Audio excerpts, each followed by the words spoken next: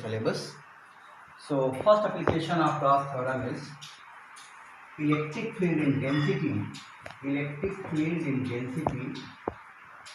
at a point due to line charge.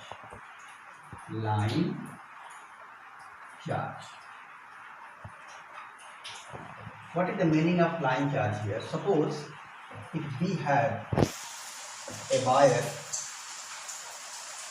of length, suppose L. It is very thin wire. When charge Q is given to it and this given charge distributed throughout its length, means this given charge distributed or arranged in the form of line. That's why this very fine charge wire, that is called line charge, because this given charge is arranged in the form of line. So now we have a charged thin wire. So what happens? Electric lines of forces will emerge out along all possible directions. Suppose if it is line charge, electric lines of forces will emerge out perpendicularly along all possible directions. And if we join all equidistant points along this way and this way also, upward as well as downward, then we get a hollow cylindrical Gaussian surface. Suppose we have to found electric field intensity at point P, which is at distance r from the line charge. Clear? For this purpose, see here, these are the electric lines of force, and here no any flux linked with its area cross section. Why? Because in this case, flux linked with its area cross section is equal to E. Suppose its area cross section S cos 90. Why cos 90? Because this is the direction of electric field and this is the direction of area vector. So no any electric flux linked with its area cross section. It is equal to 0. Similarly, through this area cross section, this is the direction of electric field and this is the direction of area cross section. So here angle between them 90. So flux linked with this area cross section, it is also equal to 0. E S cos 90 is equal to 0. But through curved surface, see here, this is the direction of electric field and this is the direction of its curved surface, and both are parallel. Here E is parallel to curved surface. So therefore theta is equal to 0. So our aim is to find electric field intensity at point P, which is at distance r from the line charge. For this purpose, we take a very small segment on its curved surface. Suppose area of this small segment is ds, and the direction of area at point P, direction of electric field intensity at point P is perpendicular to the curved surface. Both are perpendicular. Okay, so it means they are parallel. E is parallel to ds. Therefore, flux linked with segment of small area of curved surface, suppose it is d phi E is equal to E ds cos 0, because E and ds both are parallel at curved surface, so it is equal to E ds. So what is the net flux which is linked with whole curved surface? For this purpose we will integrate it. Integration of d phi e is equal to e integration of ds. That is phi e is equal to e. And what is the curved surface of this cylindrical Gaussian surface? It is 2 pi r l. But by Gauss theorem, as we know that flux linked with any Gaussian surface of any shape, it is equal to q upon epsilon 0. Q upon epsilon 0. Therefore, q upon epsilon 0 is equal to E into 2 pi RL. Therefore, E is equal to q upon 2 pi epsilon 0 RL. This is the main formula. Suppose if line charge density, suppose it is lambda. So lambda is equal to total given charge upon length of the wire, q upon L. So q is equal to lambda L. Instead of q, we can write lambda L. So E is equal to lambda L by 2 pi epsilon 0 RL. So L and L get cancelled.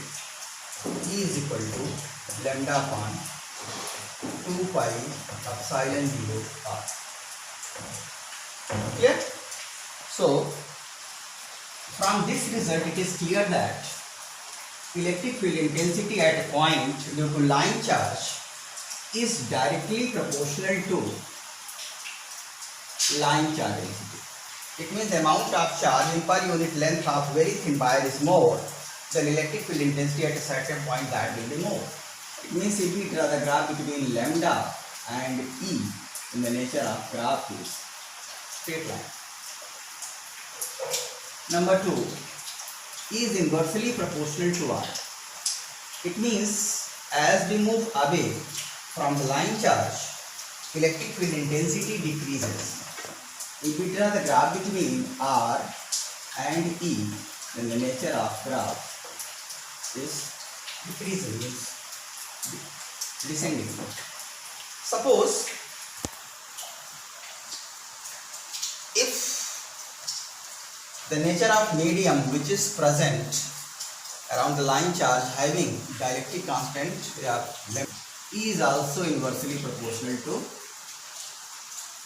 epsilon r. Epsilon r here dielectric constant of the medium, that medium which is present around the line charge. So these are the three factors on which EFI at a given point due to line charge depend. So it is the first application of Gauss theorem which is in your syllabus. Now density at a point due to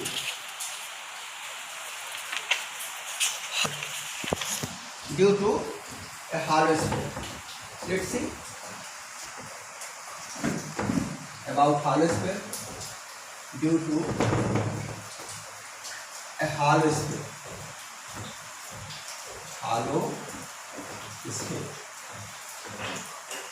Suppose here we have a hollow sphere of a radius capital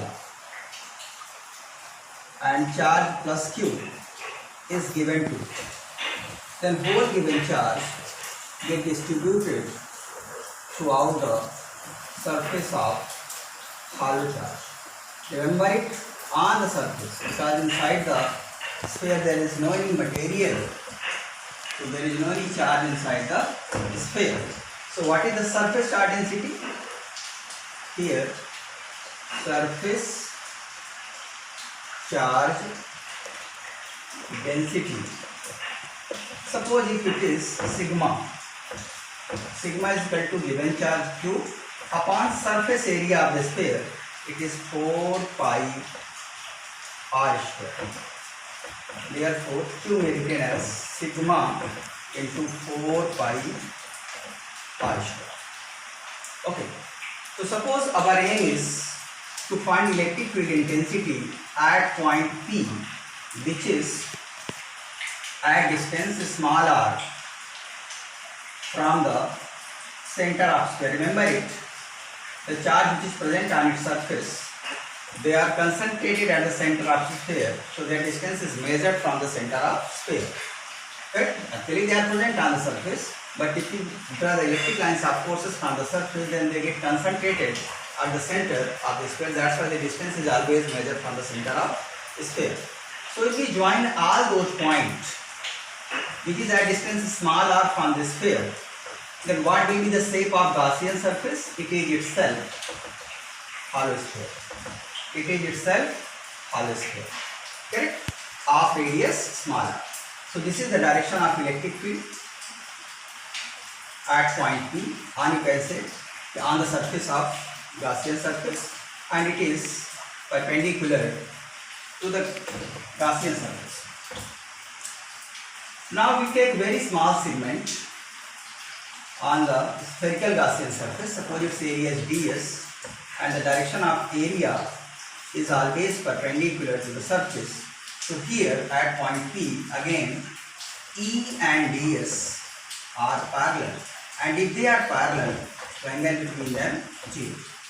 So what is the flux linked with this small segment of area ds? It is d phi e is equal to E ds cos 0, it is EDS. So what is the total flux that linked with whole spherical Gaussian surface? For this purpose we will integrate it. Integration of d phi e is equal to E integration of ds. It is phi e is equal to E. And what is the surface area of Gaussian surface? And it is equal to 4 pi small r square. And by Gauss theorem, as you know, phi e is equal to q by phi is equal to q by epsilon 0. Q is the total charge that present inside the Gaussian surface.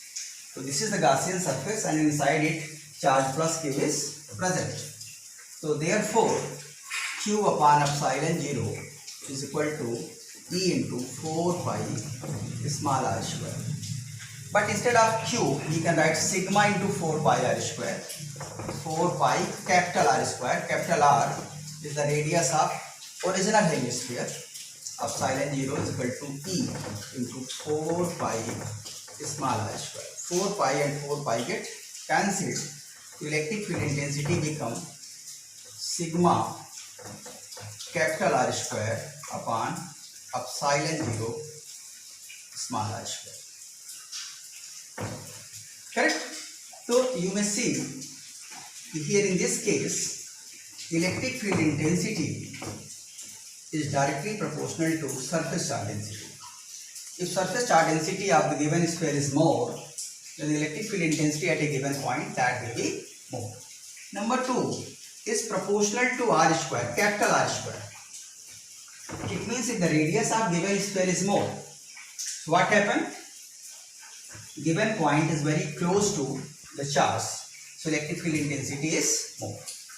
And third, electric field intensity is inversely proportional to small r square, where small r is the distance from given hollow sphere, charge hollow sphere. So these are the three factors on which electric field intensity due to a hollow sphere depends. So it's all about first two application of Gauss theorem, and one more application is in your syllabus. We will discuss about that in next lecture. Thank you.